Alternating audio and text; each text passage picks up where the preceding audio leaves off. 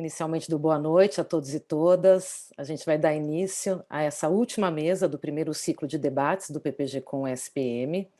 Hoje o tema de discussão é consumo midiático e desinformação. Para quem não me conhece, eu sou a professora Egla Spinelli, docente do programa de pós-graduação em Comunicação e Práticas do Consumo, da SPM, e eu também dou aula no curso de jornalismo dessa mesma instituição. Eu atuo na linha de pesquisa Comunicação, Consumo e Contexto de Recepção. Também sou vice-coordenadora da Cátedra Maria Aparecida Bacega, que desenvolve pesquisas e é uma instância dentro da SPM que pensa, né, a comunicação, o consumo e a educação. E também sou líder do grupo de pesquisa Comunicação, Literacias Digitais e Consumo. Eu acho que esse tema aí, literacias digitais, tem tudo a ver com a nossa mesa. Esse termo ainda é um pouco novo, né? A gente usa muito pouco no Brasil, normalmente a gente usa esse conceito mais ligado, por exemplo, à educação, letramento, alfabetização, com o intuito de ter uma compreensão crítica e reflexiva sobre o consumo digital, que é algo mais amplo, mas que também implica o consumo midiático, e também agencia diversas questões, como processos tecnológicos, as lógicas algorítmicas, a desinformação, polarização, segurança na rede, né, privacidade de dados, tudo pensando nesse acesso mesmo democrático às informações e suas consequências e desafios na sociedade contemporânea. Então, o tema da mesa é consumo midiático e a gente vai tentar focar mais para a audiência jovem, né, para os jovens, e pensando também essas ações para o combate à desinformação.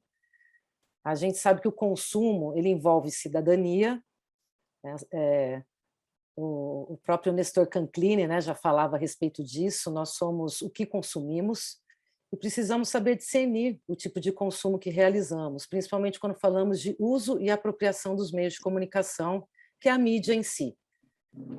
Hoje, a gente sabe que qualquer pessoa, instituição, organização, é um produtor e consumidor de mídia, que muitos chamam aí, né, esse conceito que surge, que é o prosumer. E, espera só um pouquinho, gente, que tem alguém com o microfone aberto, eu já vou mutar aqui, prontinho, desculpa. Então, compreender, né, como se acessa, avalia, produz mídia é uma das chaves para combater esse ecossistema da desinformação na atualidade.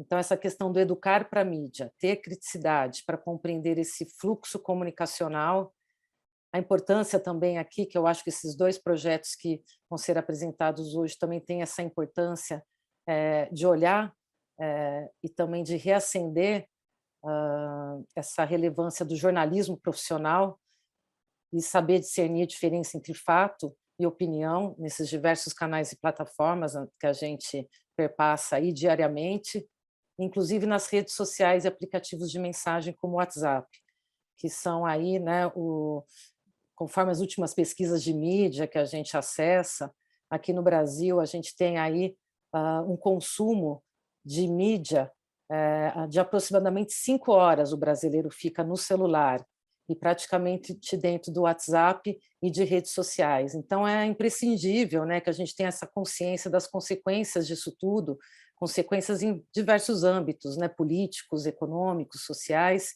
que envolvem essas mensagens e esses conteúdos midiáticos.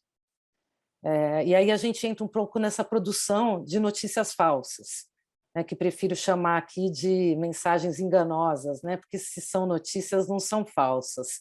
Então, quem é jornalismo sempre fala isso, né, minha formação é jornalismo, então, isso que são, né, essas mensagens construídas com determinadas intencionalidades e objetivos específicos, tem o potencial de causar dano ao público, como, por exemplo, né, enfraquecer a democracia ou prejudicar mesmo várias instâncias da nossa sociedade, como, por exemplo, o que vem acontecendo e está acontecendo, né, nesse momento de pandemia do Covid-19, que são danos à própria saúde pública.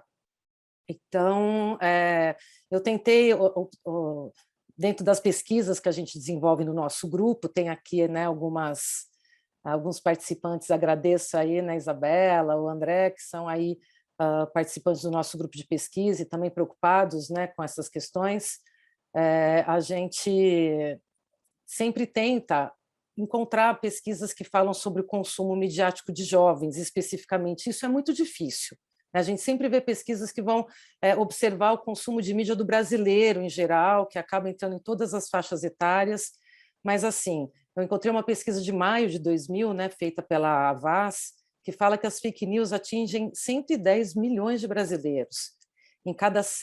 De 7 brasileiros, né, desculpa, em cada 10 brasileiros, 7 acreditam em pelo menos uma notícia falsa sobre a pandemia nesse período que foi feita a pesquisa, né?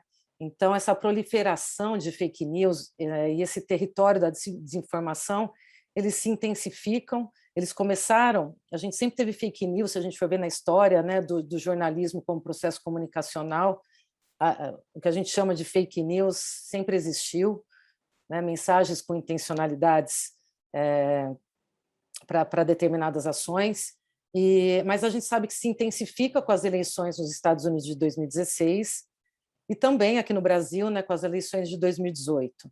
Então, para a gente ter uma ideia, um estudo feito pelo MIT na época, né, na época das eleições aqui nossa de 2018, é um estudo antigo, mas e também feito mais com entrevistados nos Estados Unidos, mostrou que as notícias falsas se espalham 70% mais rápido do que as verdadeiras e alcançam muito mais gente. Então, isso é muito preocupante. A gente pode até encontrar alguns dados mais recentes que falam que o brasileiro, principalmente, ele está ficando mais atento, né, a essa questão de prestar mais atenção, né, nas fontes, de onde vem essa notícia, da origem, mas às vezes isso ainda pode potencializar muito mais a desinformação, porque ele acaba compartilhando notícias, mesmo sabendo que é falsa, mas que tem a ver com essas crenças, né, interesses pessoais. Então a gente tem um problemaço, né, que precisa ser discutido, a gente precisa olhar para isso, principalmente tendo em vista o cenário das eleições aí de 2022, que é o ano que vem, né, vai começar tudo de novo, né, essa polarização, a gente tem que estar preparado para isso. Então, se enfatiza aqui nessa mesa, né, a importância do desenvolvimento de ações e atividades para a implementação de competências de literacia digital e midiática, para esse exercício da cidadania de forma consciente, ética, responsável, frente a esse novo cenário político que vivemos, principalmente com os jovens, né? Eu acho que os jovens é um público que a gente tem que pensar aí com muita atenção, que serão os nossos futuros eleitores. Então trazemos aqui hoje, né, profissionais que desenvolvem projetos voltados para a formação dessas competências digitais e midiáticas que visam o combate da desinformação, e aqui a gente vai tentar fazer essa discussão aí pensando mais nesse público jovem, se possível, mas também, né, abordando aí outras audiências. Então aqui com a gente está o Emílio Moreno, gestor do projeto Redes Cordiais, e o Hugo Cucurulo, que é diretor e produtor de conteúdo do projeto de jornalismo para jovens, o canal Reload. Agradecemos imensamente aí a presença de vocês aqui com a gente. E eu queria falar um pouquinho do Emílio, né? Eu vou começar pelo Emílio, tá? Vou fazer aqui uma breve leitura do seu currículo. O Emílio ele é responsável pela gestão de comunidades no Redes Cordiais. O Redes Cordiais ele nasce em 2018, com o intuito de construir redes mais saudáveis, mais confiáveis, e tentando também, né, estar mais perto aí de um modelo de uma esfera pública de diálogo, de troca, para a criação de comunidades comprometidas com esses diálogos democráticos. Então, para isso, né, o projeto aposta em algumas iniciativas que envolvem a educação midiática, e também pensa, né, como, né, desenvolver aí ações para a gente acessar e informações de qualidade que o jornalismo ajuda também a difundir. O Emílio ele é formado em comunicação social pelo Centro Universitário Estácio do Ceará. Emílio também cursa MBA em Marketing e Comunicação Digital na SPM. Foi uma surpresa aqui para mim, fiquei feliz aí que você está fazendo esse curso, Emílio. E especializou-se em marketing digital e conteúdo, atuando em veículos com escopo regional e nacional. Tem uma carreira voltada para o planejamento estratégico digital e gerenciamento de projetos, e possui uma experiência sólida em estratégia para as redes sociais, né? Que eu acho que hoje essa questão, né, dos aplicativos de mensagem, o WhatsApp, né, que a gente usa aqui no Brasil, é praticamente o WhatsApp, e entender também nesses movimentos que acontecem dentro das redes sociais envolvem aí estratégias, e seria muito interessante depois também se vocês pudessem, né, a gente pudesse entrar nessa discussão, como vocês estão aí analisando dentro da própria rede de vocês, né, como isso está acontecendo. Bom, Emílio, passo a palavra para você. Muito obrigada de estar aqui com a gente e pode dar início aí à sua fala. Obrigado, professora Hugo e os demais participantes. É um prazer estar aqui, assim, como colega também de vocês, de instituição, e para falar um pouco desse assunto que, como ele falou na abertura, é um assunto extremamente pertinente para o momento e, infelizmente, um assunto que não vai passar tão cedo. Assim, assim, a questão da desinformação é um assunto que tende a permanecer na sociedade durante bastante tempo. E aí eu trago como desafio para essa conversa, né, para mostrar como esse é um desafio gigante, e a gente teve hoje a notícia de que o Facebook e o Instagram removeram 1 milhão de conteúdos no Brasil sobre desinformação relacionada à Covid-19. Só para mostrar o tamanho desse desafio, o tamanho de como isso é algo que vai permanecer. E a gente vai ter que aprender a conviver com isso. E a educação midiática é uma das opções para a gente trabalhar isso. O Redes é isso. A gente é uma organização de educação midiática que surge em 2018, formada pelo Guilherme Amado, pela Clara Becker e pela Alana Riso. A Alana já não está mais com a gente, ela segue em outros projetos. E já ali em 2018, diante da eleição, do acirramento da polarização, percebia-se a necessidade de criar, estabelecer pontos para um diálogo para que a gente não tivesse aí problemas ainda mais graves na democracia. E como é que a gente atua? O Redes promove workshops para influenciadores digitais, e influenciadores digitais aqui a gente faz questão de frisar que somos todos nós, como bem dito aí na abertura, né? Não só o influenciador que está fazendo, divulgando o evento, fazendo, enfim, políticos, formadores de opinião, ativistas, e a gente realiza um workshop para dotar esses influenciadores digitais de ferramentas possíveis para que eles possam entender tanto o papel da influência responsável nesse contexto da sociedade que a gente tem hoje, como também entender e internalizar a necessidade do combate à desinformação, porque é algo que é muito novo ainda, que as pessoas entendam isso, né? O papel que cada um tem na sociedade. Então, a gente realiza esses workshops, eram presenciais até a pandemia, a gente realizou até agora 12 workshops, a gente reúne influenciadores digitais nas cidades e promove oficinas de segurança digital, né? Eu gostei da abertura, que aí ele falou exatamente os pontos sensíveis, né, que estão envolvidos aí na questão da desinformação, né? Segurança digital, violência política, que é um assunto que a gente trata com uma oficina de comunicação não violenta, e não para nossa surpresa, mas para mostrar como isso é desafiador, existe ainda uma lacuna muito grande na percepção dos influenciadores, sobretudo, no entendimento de como atuar nesse combate à desinformação. Tá? Todo mundo está muito preocupado quanto a isso, mas, na verdade, não sabe por onde começar. Né? E aí a gente tem a gente costuma dizer que assim, a gente começa em casa, inclusive combatendo a desinformação nos grupos de WhatsApp da família, né? É um bom exercício para isso, né? A gente acha que realmente precisa fazer uma grande operação gigantesca, mas é um exercício que precisa ser feito cotidianamente. Então, dentro desse workshop, a gente promove essas oficinas, onde a gente cria essa comunidade, onde, posteriormente a esses encontros, a gente oferece a eles a oportunidade para que sempre que ativarem alguma notícia falsa, a gente consegue fazer a checagem com as agências de checagem que são parceiras da gente, situações de ataques A gente já teve alguns influenciadores treinados por nós que sofreram ataques, a gente tem um protocolo que a gente oferece para cada um deles para entender como minimizar esses impactos, e é um trabalho, de fato, que precisa ter uma constância. Porque a gente costuma muito falar do combate à desinformação muito do nosso lado como cidadão, e isso é importante, né? Mas a gente tem outros atores nessa dinâmica que precisam ser também colocados no jogo, e a gente precisa estar muito atento. Não só as plataformas, que eu acho que precisam ser e devem ser cobradas cada vez mais, mas também as operadoras de telefonia, por exemplo, que vivem de um modelo de negócio onde incentivam o consumo dessas plataformas, né?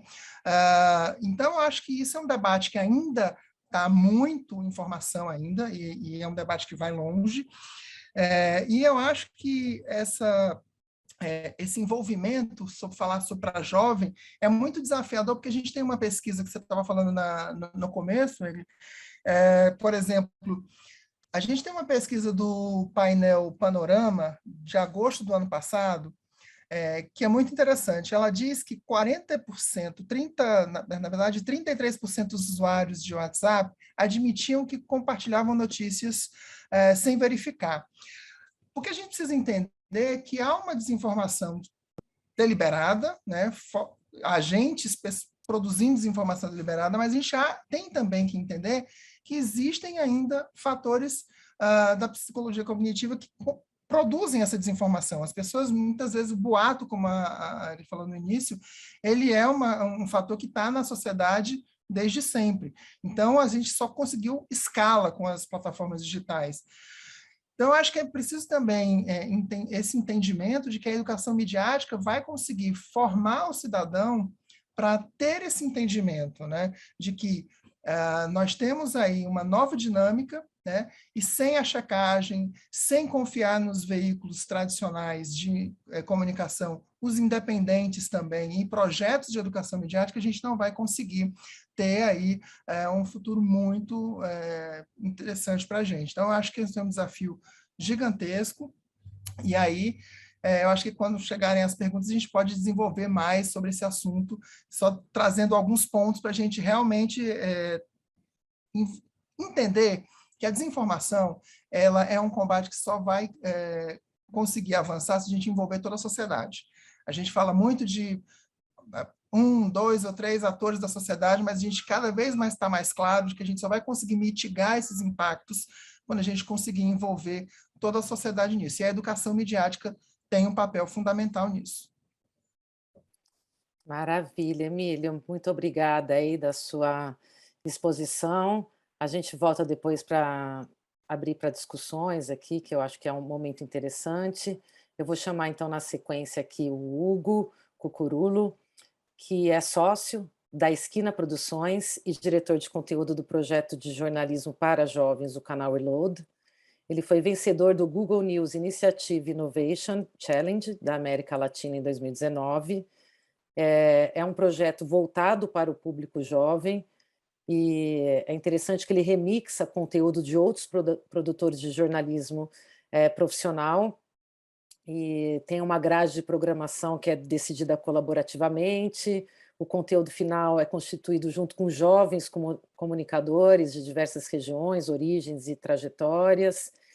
Então, e para a construção do canal, foram feitas, ao longo de 3 meses, pesquisas para entender como os jovens consomem notícias e conteúdos nas redes sociais. Então, eu acho que o projeto ele surge com um objetivo muito bem definido, né, dialogar com esses jovens e, para isso, né, anteriormente conhecê-los e entender aí como que eles perpassam aí esse fluxo comunicacional pelas plataformas e canais de comunicação. Bom, o Hugo tem 30 anos de experiência no mercado de vídeo corporativo publicitário, o Reload, né? A gente pode dizer assim que o carro-chefe da produção do Reload são vídeos, mas depois ele vai falar um pouquinho para a gente que também existe uma produção de formatos e gêneros diferenciados muito interessante que eles estão fazendo aí nas redes sociais, principalmente Instagram, TikTok. E o Hugo ele tem passagens por diversas produtoras em São Paulo e pela TV Cultura, TVA, TV Gazeta. dirigiu vídeos documentários etnográficos para o Instituto Pesquisa Vox, enfim, né, tem uma ampla experiência aí nessa produção audiovisual e está fazendo um trabalho aí muito interessante de experimentação, né, com como dialogar com esses jovens através do vídeo, né, que o vídeo a gente sabe também que é um dos meios de comunicação mais acessados, não apenas pelos jovens, mas pela maioria do público. Então, passo a palavra para você, Hugo, muito obrigada de estar aqui de novo, né? Agradeço de novo de estar aqui com a gente. Obrigado, professora Engel, obrigado pela SPM, também pelo convite. Emílio, a gente é super fã do Redes aqui no Reload, adoro o trabalho de vocês. Estou super achando o máximo estar nessa mesa, né? Porque é um assunto que tem tudo a ver com o Reload. Vou contar um pouquinho, né, da origem do Reload, como é que ele é organizado, e a gente pode falar um pouquinho também dessa questão da infodemia e das fake news, né? Também a gente não usa muito esse termo, mas é o termo que está aí para esse grande rótulo, né, da desinformação. O Reload só tem um ano de vida, um pouco mais de um ano, em setembro a gente fez um ano, e a gente nasce a partir da iniciativa de 10 organizações jornalísticas independentes e nativas digitais. Eu acho que é importante eu falar quem são essas organizações que estão por trás do Reload, porque o Reload é essas organizações também, né? E aí eu acho que isso também dá a cara de quem nós somos, né? As organizações que são o Reload é a agência pública, a agência Lupa, que é uma das grandes checadoras aqui, então acho que a gente pode falar bastante sobre essa questão da checagem, por ter a Lupa como uma das fundadoras do Reload. A Amazônia Real, Congresso em Foco, É Nós, o ECO, o Marco Zero Conteúdo, a Ponte Jornalismo, o Projeto Colabora e a Repórter Brasil. Esses são os 10 organizações que fazem o Reload. Então, o que acontece? O Reload, ele não apura, ele não faz jornalismo, ele ressampla, eu gosto de usar esse termo, o jornalismo que é feito por essas 10 organizações para trazer esse conteúdo num formato para jovem. Então, o Reload, na verdade, ele não tem uma redação, né? Ele não tem um jornalista que vai apurar dados, a gente é uma plataforma de criação de conteúdo baseado no trabalho jornalístico dessas 10 organizações. Importante entender isso, porque a gente vai falar muito da autoridade que o Reload tem para falar sobre esses assuntos, por conta da base desses 10 organizações que estão por trás, né, do Reload, pesquisando, e a gente vê, por exemplo, a Pública, que tem reportagens de fundo, apurações de meses, até chegar no conteúdo que a gente vai pegar e vai transformar num vídeo de 5 minutos. Então, o pessoal fica louco com a gente, mas é assim que a gente entende entende através das pesquisas, né, obviamente, que o jovem prefere consumir conteúdo. E aí, como é que a gente chegou no modelo do Reload? Antes da criação do Reload, foi feita uma pesquisa durante o começo de 2020, uma pesquisa que envolveu pesquisa quantitativa, qualitativa, a gente fez entrevistas em profundidade, focos grupos, para entender. A pergunta inicial é: como os jovens consomem notícias? Essa era o nosso mote, e a gente primeiro percebeu que essa fala não fazia muito sentido, porque a gente queria saber qual o tipo de portal, qual era o jornal que era mais lido por jovem, qual era quanto tempo ele gastava lendo notícias na home da UOL, por exemplo. E aí a gente começa a perceber que o jovem não se informa, né? A primeira boa notícia é que o jovem se informa, mas não se informa da forma convencional. Dentro da nossa pesquisa, a gente percebeu, falou com jovens de São Paulo, Rio de Janeiro, Recife, Salvador e Belém. E na pesquisa a gente percebeu que 75% dos jovens dizem que consomem notícias na internet diariamente. Isso é muito importante. Então, a ideia de consumir informação e notícia já está claro que eles consomem notícia. E aí, da onde? A rede social é a principal fonte da notícia para 91% dos jovens pesquisados. E 70% responderam que o Instagram é a principal rede para se informar. Para se manter informado e se informar. Não, a gente ouviu coisas do tipo, eu quero saber mais sobre esse assunto, eu jogo essa hashtag no Instagram e eu vejo que vem. Então, a ideia do Instagram como uma grande fonte de informação e de consumo de notícia, para a gente foi muito claro que a gente precisava focar ali. Além do Instagram, 70% responderam, não, 85%, desculpa, 85% disseram que consomem conteúdo a partir de perfis que eles confiam. Então, a ideia da confiança é muito mais importante do que da respeitabilidade de um jornal de 50 anos. Eu confio mais naquele influenciador que conversa comigo, que tem conexão comigo, que eu vejo todo dia e que fala a minha linguagem, do que com a Folha de São Paulo, Estado de São Paulo, com a Globo. Isso estava claro também para a gente. Então, a partir disso, a gente desenvolveu o canal.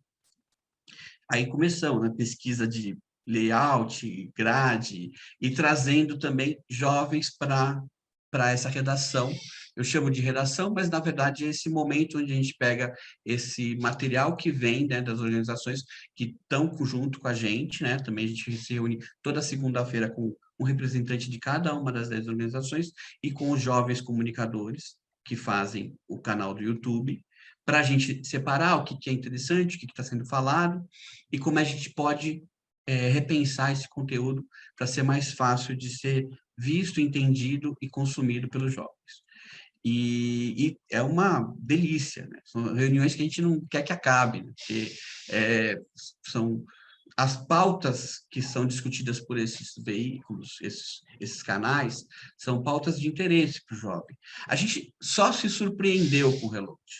A gente se surpreendeu na primeira semana, onde a gente percebeu que, por exemplo, um conteúdo mais assistido da primeira semana de Reload foi sobre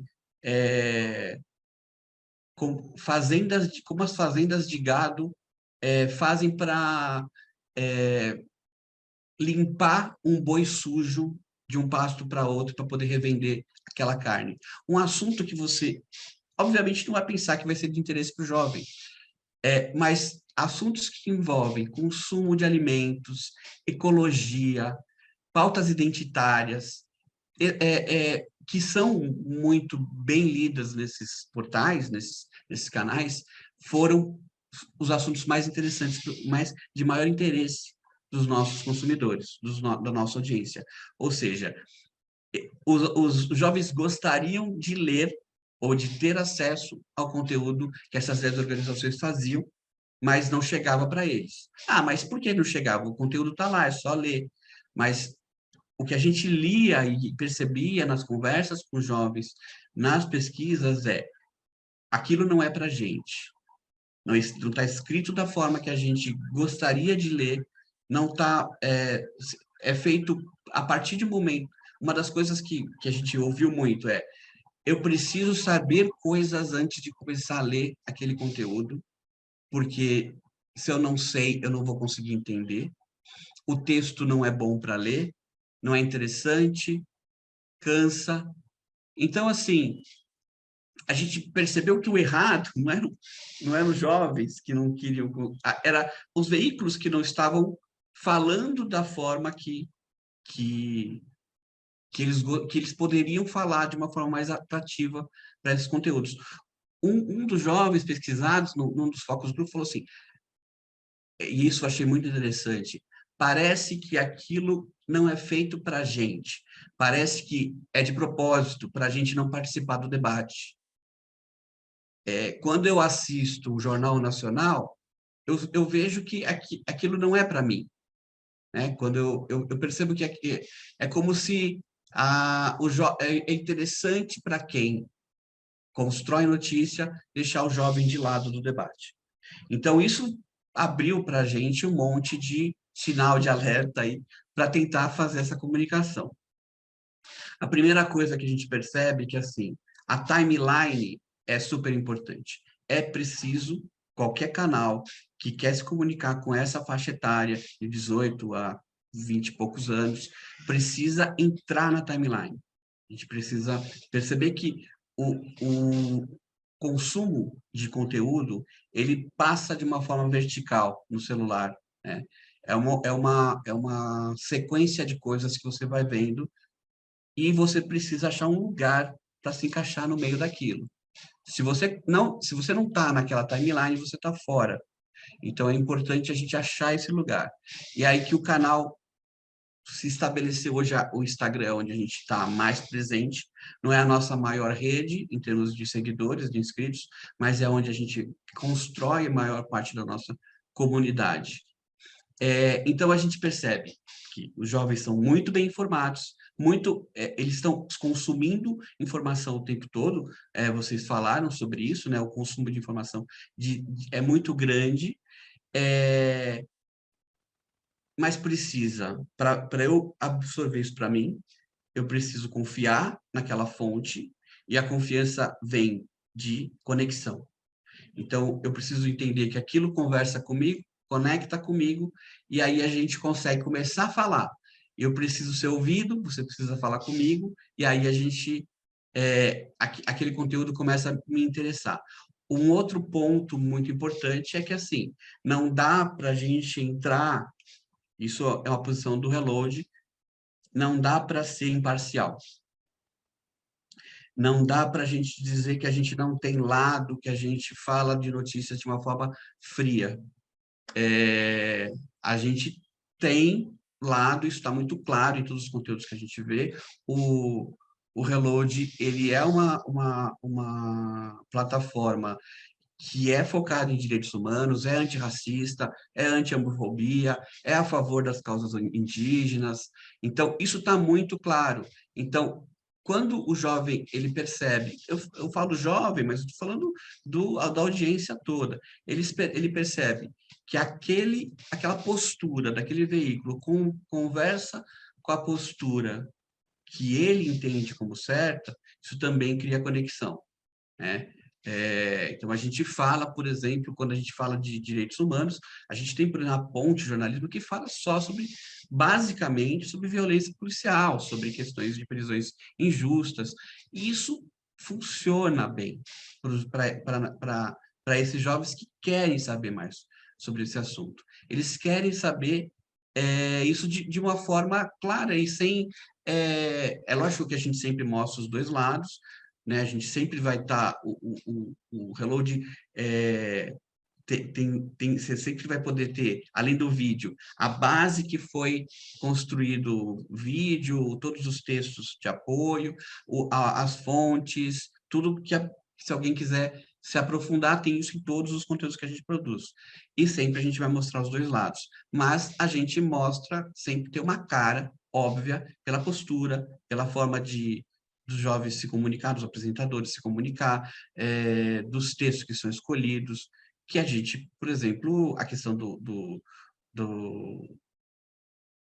feminicídio, por exemplo, na pandemia, a gente trabalhou muito sobre essa questão, né? A gente fez um trabalho grande com várias organizações, que chama Um Vírus e Duas Guerras, como cresceu a questão do feminicídio durante a pandemia. Não dá para a gente falar isso de um viés neutro. A gente, obviamente, se coloca contra a violência contra a mulher, se coloca contra a violência LGBTQIA+. Então, isso acaba criando essa questão. A gente tem lado, a gente tem... Isso também dá uma certa credibilidade. Obviamente que aí o Emílio sabe bem dessa história dos hates, né? Os hates são... A gente percebe que existe... É um trabalho metódico, né? agressão, né, ela é feita de uma forma sistemática. A gente tem um vídeo no YouTube sobre linguagem neutra.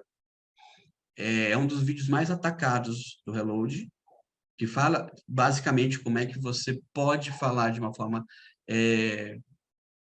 de não trazer o gênero, né? Ao invés de você falar professores, falar corpo docente, a gente vai falando sobre linguagem neutra dessa forma. É super atacado. E aí, obviamente, a gente consegue ter acesso às métricas, né, do vídeo, a gente percebe que, assim, esses ataques, a maior parte deles vem por pesquisa no YouTube, e a pesquisa, no campo de pesquisa, o YouTube dá essas ferramentas para a gente conseguir chegar nesse... A pesquisa é linguagem neutra. Então, a pessoa entra no YouTube, coloca o termo linguagem neutra, encontra o nosso vídeo para nos xingar. Então, existe uma coisa, não é uma... Caiu caiu na frente dela o vídeo sem querer e ela não gostou. Foi atrás do vídeo, às vezes nem assiste e começa a agressão dali. Então, a gente lida com isso. Outra questão super importante para o Reload, o Emílio, você faz Community Manager, né, no Redes. Isso. Gerenciamento de redes é super importante. A gente precisa ouvir, interagir, criar conexão, e isso só acontece com um gerenciamento de rede forte. Você precisa conversar, o Reload precisa ter cara, precisa ter uma persona, o tom de voz precisa estar muito claro para quem assiste, para quem nos segue, e você precisa se comunicar o tempo todo. Então, a gente responde hate, a gente conversa, a gente abre espaço para diálogo, a gente faz sorteio, faz enquete, abre coisas na aba de comunidade. Então, essa questão do gerenciamento de comunidades é muito importante para criar também essas conexões. Uma questão que também eu acho que é importante quando a gente fala a gente queria saber como é que os jovens consomem notícias, a gente acabou vendo que os jovens consomem informação, mas a gente acabou entendendo também como é que o jovem consome conteúdo no geral, na internet. E aí a gente foi atrás desses formatos, né? Por exemplo, falamos sobre a gente teve uma coisa muito interessante, que um dos formatos mais assistidos dentro da nossa pesquisa foi o Lyric Video no YouTube. O que é um Lyric Video? O artista, o cantor, ele não fez o videoclipe ainda, mas ele quer soltar a música na plataforma do YouTube, ele solta uma música dele cantando, ou um clipe mais simples, onde a letra vai na tela o tempo todo, né? E quem acompanha aquele artista pode conhecer aquela letra em primeira mão. Os lyrics vídeos, às vezes, têm mais views do que o próprio clipe da música. E aí a gente criou um modelo de conteúdo que é um clipe musical nesse formato lyric vídeo, onde a notícia é transformada em uma letra de música e ela vira um lyric vídeo de 3 minutos. Vou mostrar um exemplo para vocês disso também. Outro formato que a gente viu é as HQs. A gente percebeu que o carrossel do Instagram, ele funciona, tem 10 cards, e ele funciona como bem para uma HQ, então você tem uma história em quadrinhos de 10 quadrinhos, onde a gente consegue contar uma história, a gente consegue mostrar um personagem, né? A gente focou bastante na questão do influenciador, né, do jovem comunicador, porque isso estava na nossa pesquisa também, que o jovem quer ser visto, né, quer se ver, para criar essa conexão. E a gente não para de pesquisar e de medir. Acho que o Reload, ele não foi feito para ser uma plataforma fim. Ele foi feito para ser um grande laboratório de experimentos. Então, não dá para a gente achar, se acomodar no Instagram ou se acomodar no YouTube e achar que a gente achou já o caminho das pedras e vai ser assim. Tem que ficar medindo o tempo todo, tem que ficar vendo performance, tem que olhar as métricas de todos os seus conteúdos, entender para onde está indo, ficar ligado nos trends das redes. Um exemplo claro disso, por exemplo, foi o TikTok.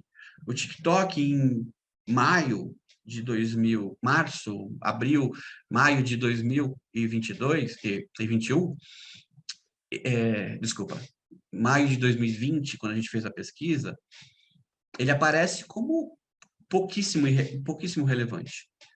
Para o TikTok, para a gente, inclusive a gente lançou o canal sem canal no TikTok. Quando a gente saiu, a gente tinha um canal no Facebook. Vocês lembram do Facebook, aquele negócio que existia naquele tempo, no ano passado? Então, hoje em dia, falar de Facebook é pré-histórico. E o TikTok hoje é a nossa maior rede, onde a gente tem mais inscritos.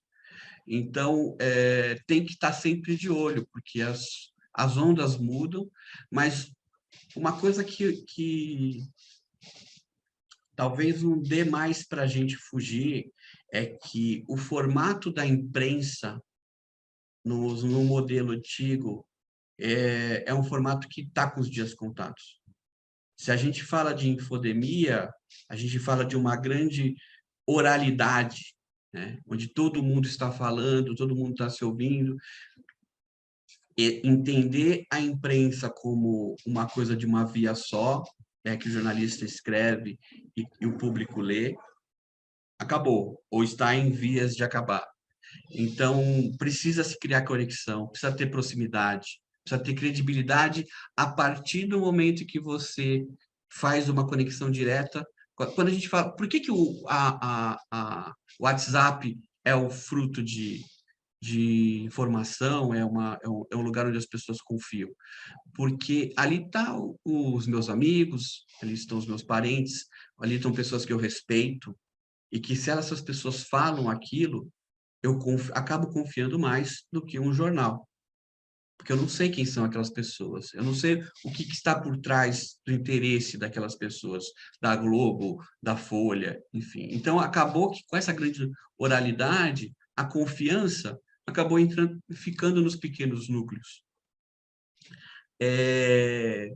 O Thomas Petit fez uma tese, há pouco tempo atrás, sobre o parênteses de Gutenberg, que a imprensa foi um grande parênteses na história, que ela começou com a criação da imprensa, ela está fechando esse parênteses. A gente tem muito mais tempo sem imprensa para trás e que a gente vai ter muito mais tempo sem imprensa para frente.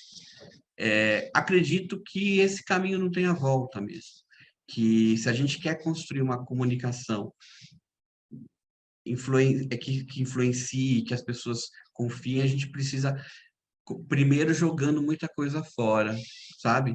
Entendendo que alguma coisa vai ficar para o passado mesmo e não ter medo desse futuro, porque pode ser muito interessante, pode ser muito legal.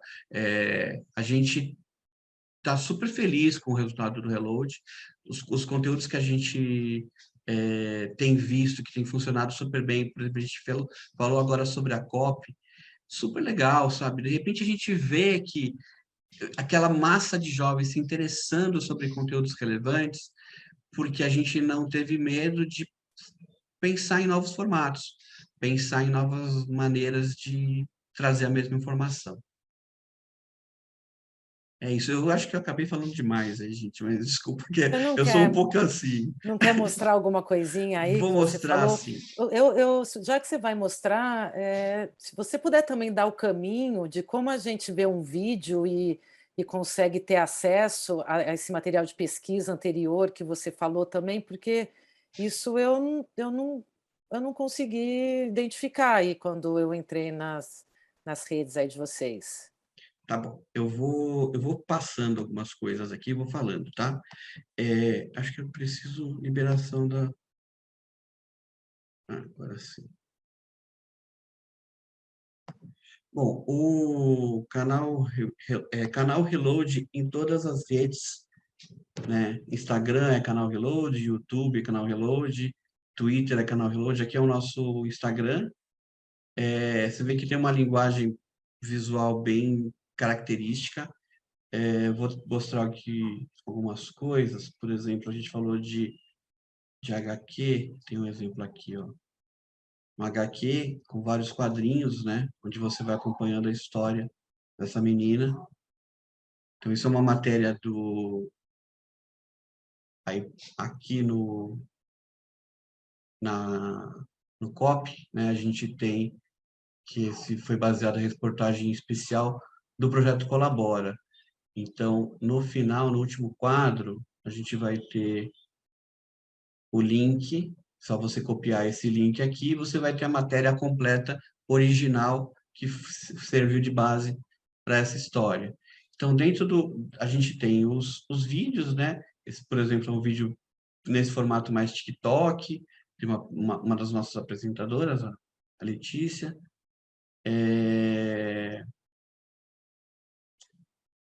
E aí, aqui, no próprio... Eu posso te passar, Hegel, essa pesquisa, porque ela está no Instagram, mas ela deve estar lá no comecinho, que foi uma das primeiras coisas que a gente publicou, foi a pesquisa. Mas eu consigo te mandar ela também, para você usar. Então, a gente tem esse formato de HQ, tem um formato que é vídeo, né? Que é o mais claro, sempre com legenda, que é o YouTuber, nesse formato que é parecido com o YouTuber. Vou mostrar um pouquinho o nosso canal do YouTube também, que é um lugar que a gente... Deixa aqui... O YouTube também é a mesma coisa, canal Reload. Só entrar lá, canal Reload, você vai ver. Então, aqui a gente tem o canal do YouTube, por exemplo, o que é a CPI? A gente fez esse vídeo logo quando a gente começou a falar sobre CPI. O João, que é um dos nossos apresentadores, explicando o que é a CPI. Então, esse vídeo aqui, por exemplo, tem 7 minutos. Explica o que é a CPI, fala um pouquinho como é que funcionou a CPI da Covid. E a gente tem, eu vou dar um exemplo aqui também do Lyric Video, que é esse aqui eu vou passar com áudio, tem 5 minutos. Se a gente tivesse tempo, acho que é legal para a gente entender como é que a gente adapta uma notícia no formato de música.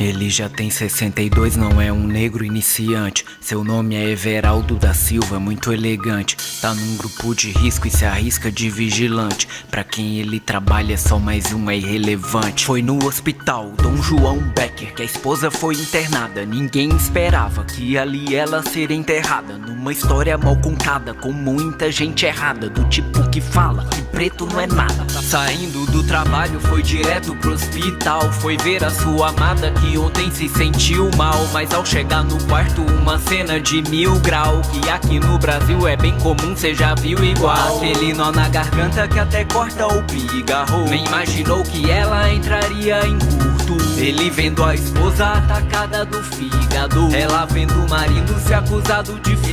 Ele se sente humilhado ao ver sua mochila ser revirada, cai marmita e camisa de uniforme suada. E logo em seguida quis rezar até pra Meca, ao ver sua esposa doente ser revistada na maca. Como se ainda fosse pouco, levou vários socos. Cadê o iPhone? Fala velho louco, é nego não presta, castigo é pouco. Segurança agride, a enfermeira põe fogo. Sua esposa entra em pânico, racismo legitimou. Com raiva ficou e gritou como um surto. Momento era íntimo, nenhum deles imaginou que no fim das contas se tornaria um luto. Mais uma vez por sua cor foi condenado a suspeito, levado pra outra sala até confirmar o seu patos. Mas logo o celular foi encontrado e sem defeito, e agora a falsidade quer perdão pelos seus atos. Mas nada mais importa, só quer voltar para o quarto pra ver a sua esposa e confortá-la no seu leito. Mas devido ao pânico ela teve um infarto, e ele só encontrou ela embalada num saco preto. Ela tinha 55, morreu vendo o marido sendo pisoteado e acusado de bandido. No óbito delito, com êxito omitido, de que ela era doente, o hospital não tá envolvido. No óbito delito, com êxito omitido, de que ela era doente, o hospital não tá envolvido.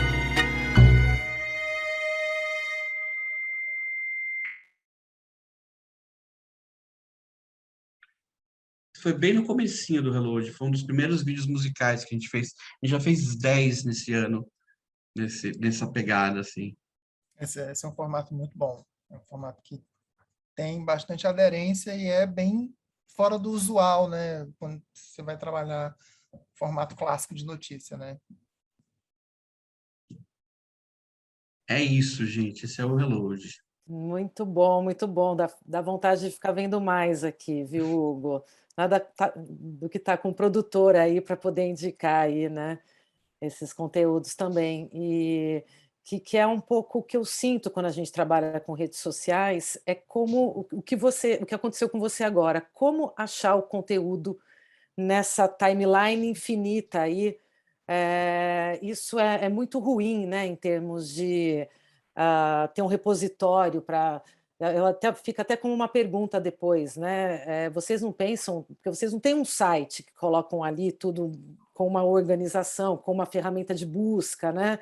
Então, muitas vezes, esses conteúdos que são bárbaros, eles acabam se perdendo aí nesse túnel infinito. Então, não sei se vocês já pensaram nessa estratégia.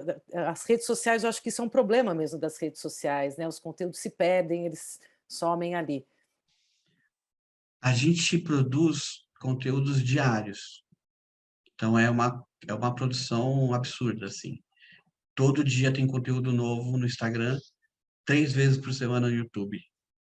Então, fora TikTok e Twitter, né, que também tem a produção, mas os maiores são Instagram. O Instagram todo dia tem conteúdo novo, pelo menos um, às vezes 2, às vezes 3. E é assim, HQ nesse formato, uma por semana. Então, é muito conteúdo mesmo. Mas a gente percebeu que tem que ser assim. Para a gente conseguir engajar, a produção tem que ser... Se você pensar bem, matérias de fôlego em jornais, no jornalão, também é produzido dessa forma, né? É difícil você... Pô, eu lembro recentemente o caso das Casas Bahia, né? Que foi exposto o Samuel Klein, a questão lá dos abusos de funcionários. Aquilo ganhou muita repercussão na época que saiu, vários jornais deram, e sumiu depois. Ele entra também dentro desse turbilhão de infodemia, né? A gente fala sobre muita coisa o tempo todo e pouca coisa é retida, mas a gente tem que continuar falando. A gente fala sobre esses temas importantes como o racismo quase toda semana.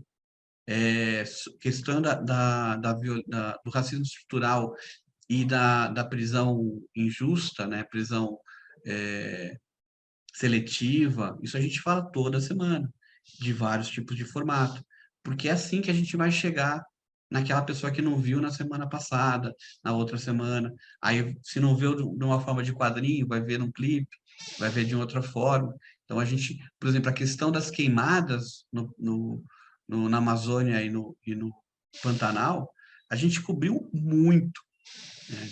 E esse ano também, cobriu em 2020, 2021, cobriu agora. Então,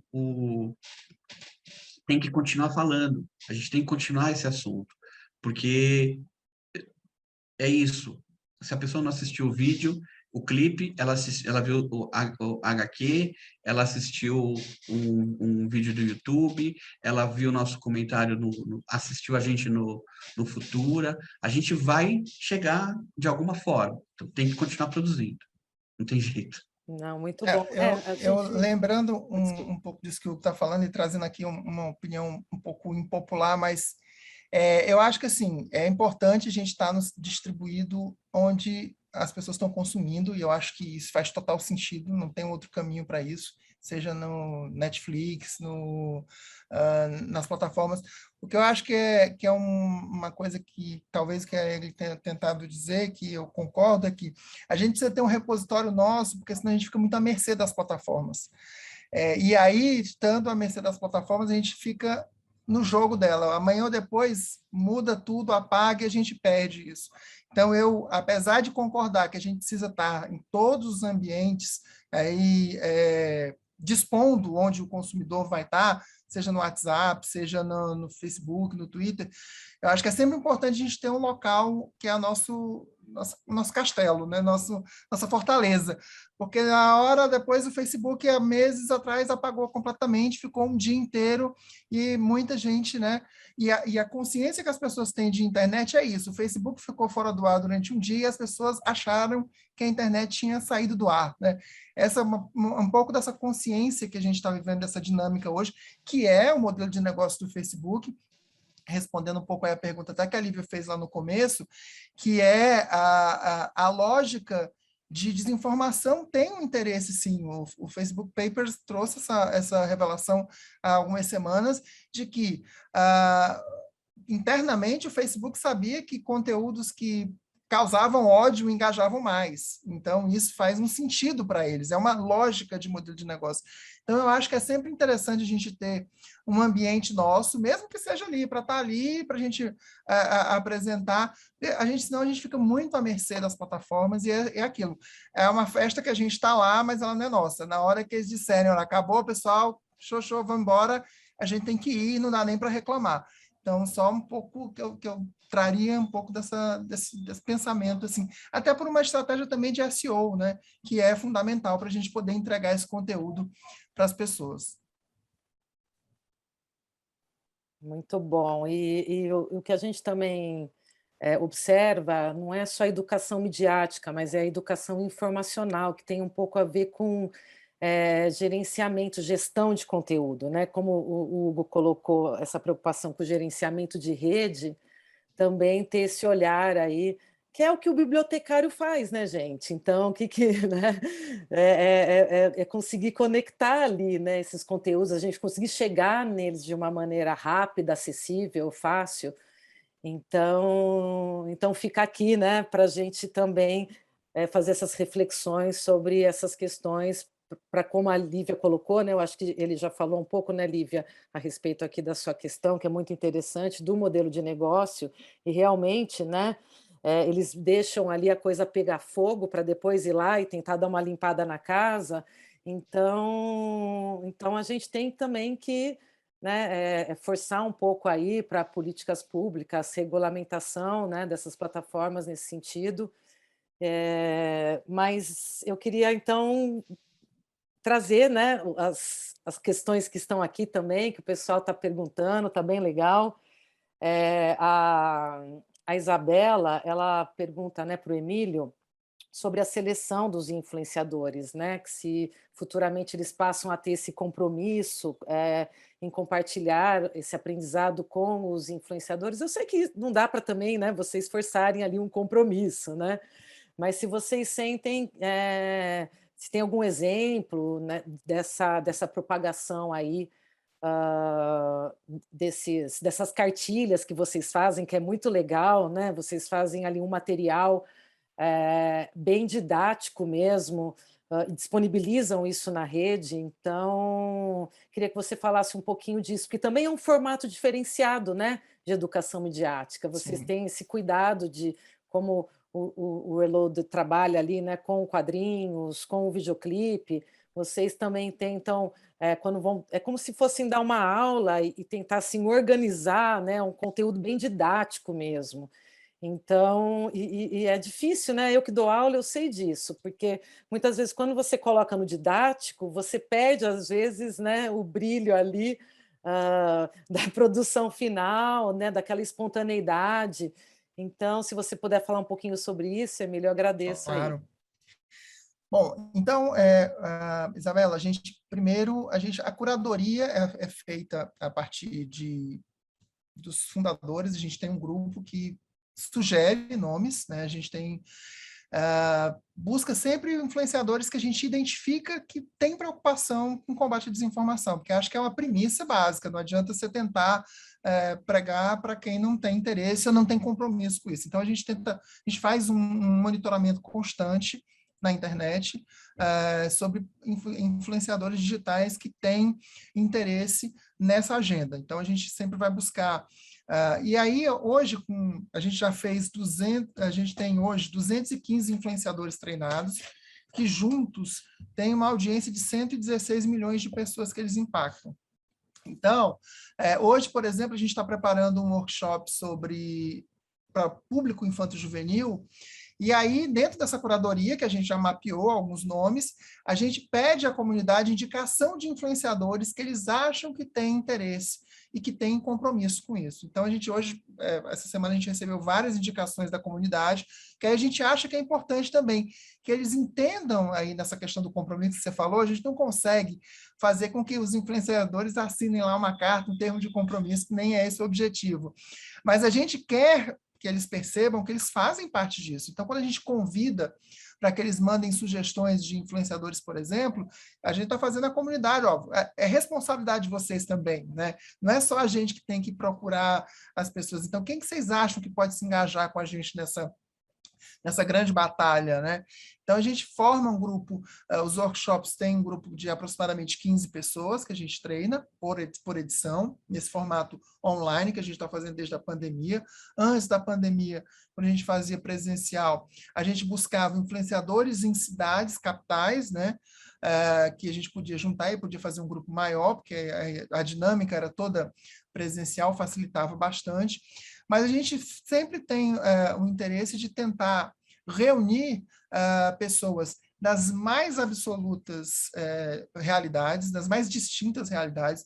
A gente, inclusive, coloca de propósito nos grupos pessoas de esquerda, de direita, pessoas que pensam diferente, para que a gente possa, como a gente faz uma dinâmica de comunicação não violenta, e a gente está falando já há bastante tempo de violência política, a gente acha que é importante reunir as pessoas para entender esse entendimento de que você pode discordar das pessoas, mas pode conversar com elas, mesmo que você não concorde com os pontos de vista. Então, a gente reúne ali sempre um político de esquerda, um político de direita, influenciadores com muitos seguidores, nano-influenciadores, porque a gente acha que é um trabalho que não é só do influenciador gigante, né?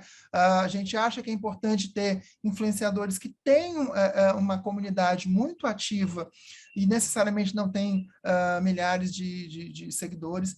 Então, essa é um pouco da receita que a gente tenta buscar quando a gente faz esse grupo. E aí, depois que esse grupo a gente tem todos esses grupos montados em grupos de WhatsApp, onde a gente vai municiando eles de informação num momento pós-evento, né, pós-workshop. A gente vai sempre mandando ferramentas, notícias, e vai tentando fazer ali uma continuidade do workshop, porque a gente entende também que o workshop é um ponto de partida. A gente sempre diz que o workshop é um ponto de partida dessa comunidade que a gente quer continuar mobilizando e movimentando. Uma outra coisa também que é legal aí nesse compromisso aí que você falou do aprendizado dessa temática, é que a gente tem também feito abordagem com influenciadores que necessariamente não são da nossa comunidade. Em que sentido? A gente sempre que monitora um ataque, sempre que monitora alguma coisa, a gente fornece o nosso protocolo, né, para não reagir a hate, para como agir no momento de ataque digital, porque a gente acha que é um papel fundamental para a gente construir redes mais saudáveis. Então, a gente tem tanto esse trabalho para a nossa comunidade, formada hoje com mais de 200 influenciadores, mas a gente também entende que tem um papel aí que a gente pode estender para outros influenciadores que necessariamente não foram treinados ainda pela gente. E aí, uma coisa que é interessante também sobre os resultados que a gente já envolveu eles em campanhas nas eleições municipais, a gente fez uma série de campanhas com esses influenciadores para falar sobre a importância do voto, sobre a importância de dialogar com quem pensa diferente. foi um evento que a gente fez. Esse ano, a gente fez uma campanha com a nossa comunidade sobre saúde mental, onde os nossos influenciadores, a gente publicou no nosso Instagram, eu botei o link aí, vocês podem dar uma olhada lá, que é uma campanha falando sobre como a pandemia impactou a vida de cada um deles, né, e o que eles fizeram. Então, a gente está sempre tentando buscar envolver essa comunidade de forma a fazer um ambiente mais saudável na internet. Isso, Isabela, a gente fez uma parceria com a Manu Gavazzi, sim. Não, maravilhoso, maravilhoso isso. E aquela coisa, né? Não adianta só ir lá, capacitar e jogar para o mundo, né? Eu acho que o bacana do projeto da rede é realmente redes cordiais, me fugiu aqui. Vocês fazerem esse acompanhamento posterior, né? Eu acho que isso é maravilhoso mesmo. Então, bom, eu vou passar. Então, Daniele, eu vou passar a palavra para você fazer as perguntas. Você vai fazer a pergunta para o Hugo agora, para a gente dar aí uma intercalada. Se você quiser falar rapidamente sobre a sua pesquisa, né? Eu estou vendo que a sua pesquisa dialoga muito aí com questões que eles estão colocando. Então, pode abrir o microfone e eu vou pedir para você aí fazer essa pergunta diretamente para eles. Bem, desculpem se vocês estiverem escutando algum ruído, porque fim de ano e fim de semestre é aquela loucura, né? Mas muito obrigada pelo tempo de vocês. Eu estou gostando muito de escutar sobre os projetos e realmente, professora, a minha pesquisa dialoga assim. Eu tenho pesquisado e entrevistado jovens aqui no interior do estado de Alagoas, e aí o meu tema é especificamente sobre ciência, mas aí os atravessamentos do consumo midiático aparecem, né? Porque afinal de contas eles têm relatado esse contato midiático e tudo mais. Então, eu não sei se eu falo especificamente para o Hugo, né? Eu leio a minha para ele, mas, olha, Hugo, a primeira questão que eu trouxe aqui para você que seria esse sentimento que reaparece mesmo. Olha, eu não me sinto parte daquelas produções, parece que não é feito para a gente, porque não escuta a pergunta do leitor, não traz essa questão e tudo mais. Mas já que eu abri o microfone, eu vou usar aqui alguns segundinhos para fazer uma pergunta provocativa na melhor das intenções, tá? Eu juro. Que veja, quando você nos traz essa questão sobre uma espécie de data, né? Data última para a imprensa ou de uma questão que está mudando e se transformando, eu fico me perguntando dos impactos e dos efeitos disso para, por exemplo, a posição do próprio jornalismo, né? Como uma instância epistêmica que é absolutamente indispensável para a democracia, por exemplo, que está aliada à ciência, portanto, nesse sentido. E aí eu me pergunto, aqui no espaço da academia, a gente tem uma criticidade chata, que é também de questionar a posição dessas plataformas. Então, eu sei que vocês trazem numa leitura muito interessante, muito engajada, o uso dessas plataformas em uma espécie de instrumentalização para a gente, né? Que é para uma divulgação, para uma discussão, mas eu me pergunto até que ponto a gente precisa ou deve se submeter a essas lógicas, essas dinâmicas que são tão particulares e que ensejam dinâmicas de ódio e de não conversação, né? E de como isso impacta, então, o jornalismo, né? Desculpa, eu devo ter me alongado, professora, desculpa. Achei ótimo, que a gente consegue amarrar bastante coisa na sua pergunta, Daniele. Inclusive, eu vou responder também um comentário que o Emílio fez, eu acho que dá para a gente juntar essas coisas todas aí. Vou começar falando sobre ciência. A gente, obviamente, por conta da Covid, a gente percebeu a necessidade de falar muito, de desmistificar desinformação a respeito da vacina, a respeito de como a importância da vacina, e falar sobre Covid também, e das fake news, e a gente percebeu como era difícil falar sobre isso no YouTube, por conta da plataforma.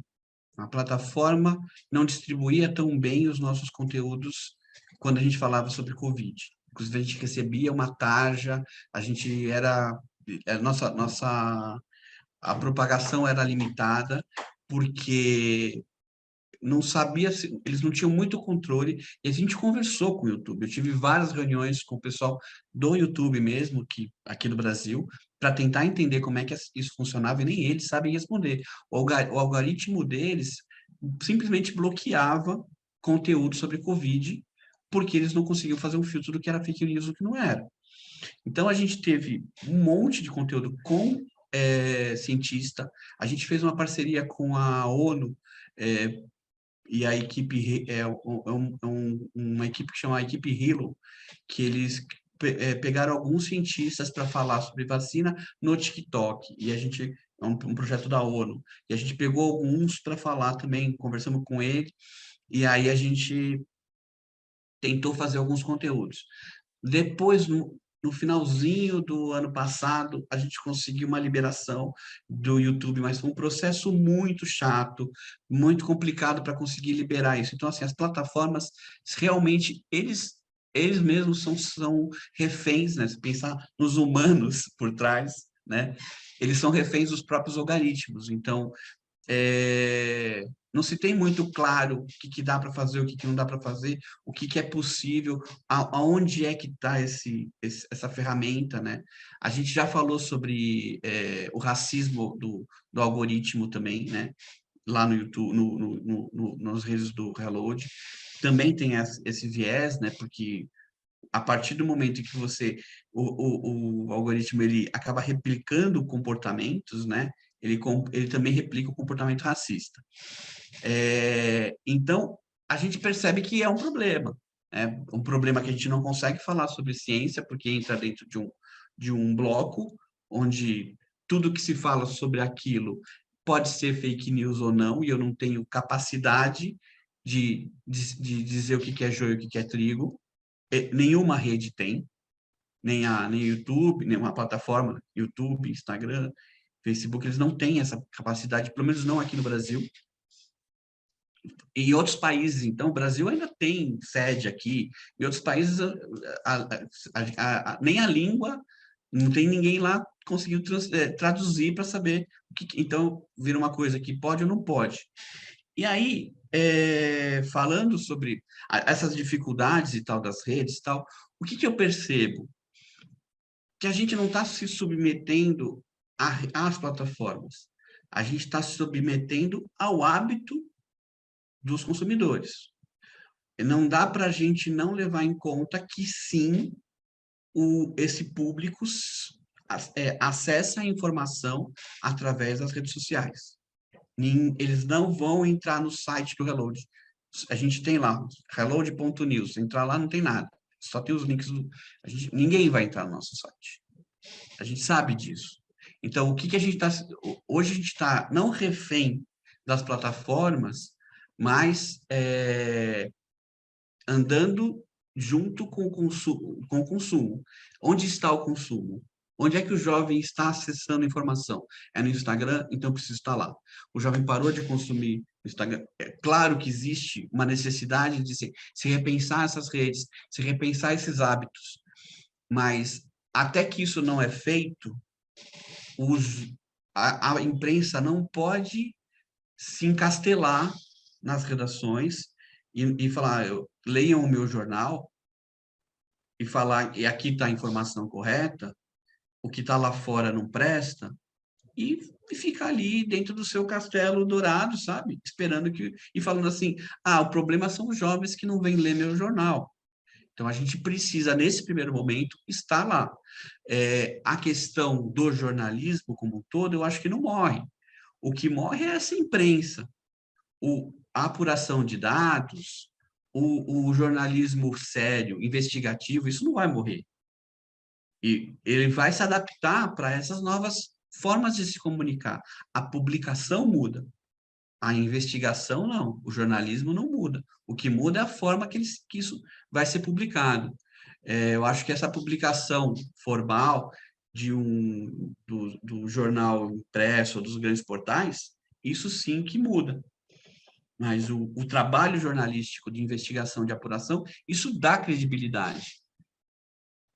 Porque quando a gente fala no Reload, em 5 minutos, 2 minutos, a gente tem base, a gente tem apuração, a gente fez entrevista, a gente tem um conteúdo todo que foi feito para chegar naquilo. Isso é muito claro para quem nos segue.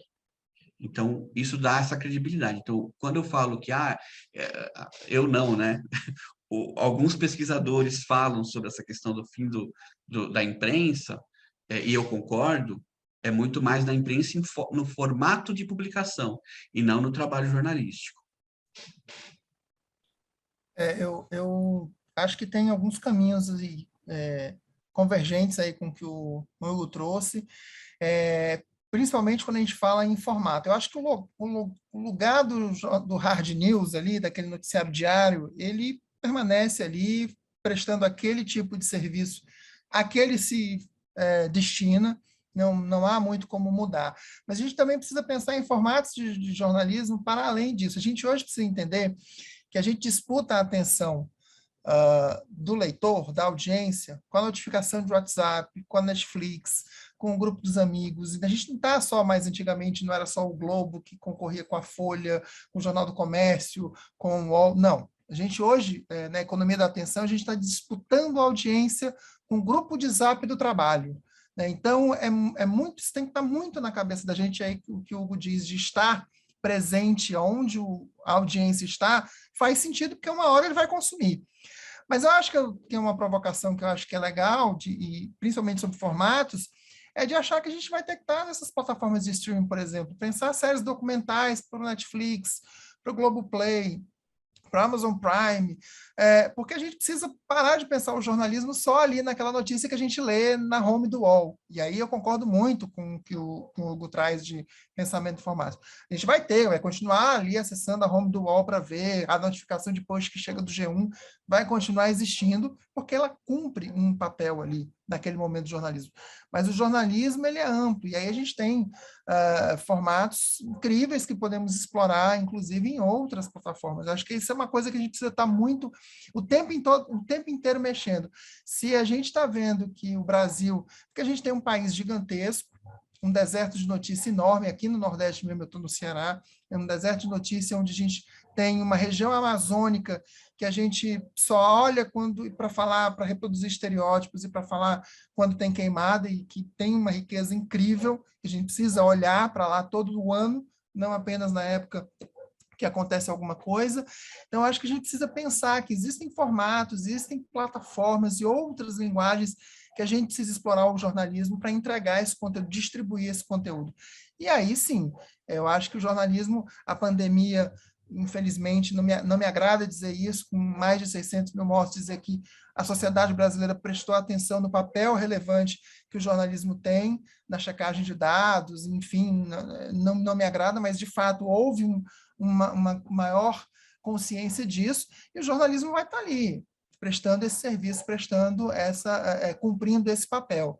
Agora, a gente tem que abrir os olhos e pensar que a gente pode fazer um filme de uma reportagem, por exemplo, que uma agência pública fez da vida, por exemplo, que o Intercept Brasil faz, e é jornalismo também. Emílio, isso que você falou sobre essa falta de conexão com o grande Brasil, né? Isso a gente entende muito, claro, que é um dos grandes problemas da infodemia e da fake news é isso. Você tem um jornalismo feito para Rio-São Paulo. A gente vê isso. Quando a gente fala, por exemplo, conteúdo para jovem, de que jovem a gente está falando, né? É o jovem da Zona Oeste de São Paulo e da Zona Sul do Rio, sabe? Da Vila Madalena e do Leblon, que esse jovem está super coberto, tem conteúdo para caramba para ele, sabe? Aí a gente tem muito orgulho de falar sobre nessa questão, porque a gente tem, dentro da nossa organização, tem a Amazônia Real, que está lá em Manaus, sabe? A gente tem o Marco Zero Conteúdo em Recife, e que trazem esse outro olhar, e a gente, dentro dos apresentadores, temos 3 apresentadores indígenas, sabe? Isso também é uma coisa muito bacana de trazendo, e você começa a ver que não é só um tipo de jovem que está ali representado. A gente tem o jovem da quebrada, o jovem que está ali a MC Martina, ela é do Alemão, mas ela mora hoje na Maré, e ela fala de lá. Então, ela está trazendo informação, falando do Reload, lá do morro. Então, é importante a gente também perceber que se a gente não der espaço, porque é isso, quem você confia? Você tem que olhar para aquela cara e falar assim, ó, isso aqui é gente como eu. Não é um cara que está ali falando um teleprompter. Entende? Isso é muito importante. Isso é vital para que a gente crie confiança. A palavra-chave é conexão. A gente precisa ter conexão. Você só vai combater fake news porque aonde está a pílula dourada da fake news? É a conexão. Eu acredito naquela informação porque eu acredito na pessoa que está me trazendo a informação. A partir do momento que você, jornalista, você que traz informação, você, influenciador, cria conexão, você cria esse elo, você começa a ser um porta-voz, você começa a ter, a sua voz é ouvida. E aí, é aquela história do Homem-Aranha, né? Grandes poderes, grandes responsabilidades. Você precisa entrar, e aí entra o papel de vocês, também super importante, de lembrar esses influenciadores que hoje eles são mais importantes para esse público do que os grandes jornais. Maravilhoso, gente. Queria continuar essa conversa, sentar no bar, tomar uma cerveja com todo mundo e continuar essa conversa, porque tem tanta coisa que a gente poderia falar Isso é aqui, gatilho, tantas hein? questões interessantes, né, que podem surgir aqui, e, enfim. Mas, né, 7h30 já, combinei com vocês esse horário, né, gente? Aqui a gente cumpre o horário na risca. Então, queria agradecer muitíssimo, mais uma vez, Emílio e Hugo, por estarem aqui, né? Vamos difundir esse conteúdo que a gente produziu hoje também. E eu estava pensando aqui uma coisa que o Hugo estava falando. Essa questão, né, das plataformas elas deterem o nosso material, eu acho que o Reload ele é muito esperto num sentido, né? Porque vocês, o mesmo conteúdo que vocês produzem está em várias plataformas, né? Não está em apenas uma. Então, vocês têm também esse cuidado, né? E ao mesmo tempo, eu queria saber se você tem um HD gigante em que você guarda tudo que você produz. Muitos HDs. Vários HDs, eu imagino. Vários Não HDs. é? Porque assim, é isso também, não dá para deixar isso no servidor, né? A gente também tem que prestar atenção nessa gestão do conteúdo e guardar esse conteúdo com a gente. E mais ainda, né? Eu acho que o Reload ele remixa os conteúdos, porque ele consegue dialogar com o Brasil inteiro, com esses parceiros, né? Como você citou aí, da Amazônia, né? Sudeste, Centro-Oeste, a gente vai ver, vocês mapeiam, né, todos esses parceiros em todo o Brasil, então isso é muito bacana, porque você vai criando, né, esses laços e essa confiança com um público local, né, e fazendo crescer essa rede. Então, e ao mesmo tempo, né, o Hugo também estava contando que os conteúdos agora vão ser divulgados na TV Futura, por exemplo, né? Indo também para uma mídia mais tradicional, e utilizando. Quando eu falo remixar, é remixar no bom sentido, né?